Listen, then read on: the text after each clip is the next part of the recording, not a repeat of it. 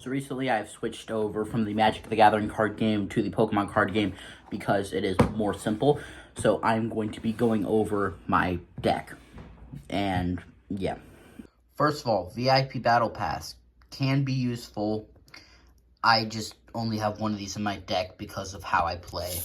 And I'm not going to know how to pronounce all the names of these cards. Next, I think that's Kyron. Very self-explanatory. Mewtwo, overall good card. I have it mainly in there because of its attacks and the fact that it's a basic, and you just need a lot of basics in the Pokemon card game. Reversal Energy, just common, good card. Super Rod, once again, good card. However, I'm probably going to get rid of these in my deck here soon. Elena's Aid, once again, just overall useful card whenever it comes to playing against other people. We now get to my first evolution line.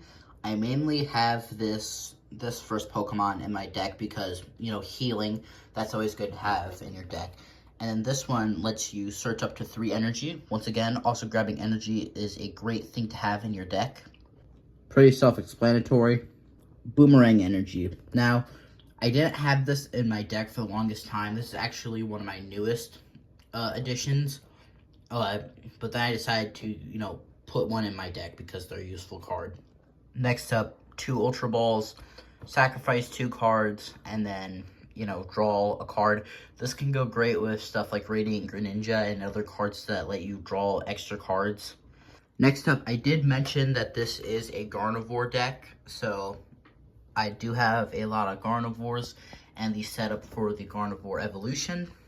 Now, I do have 9 energy for this deck currently. I probably should put more energy in there.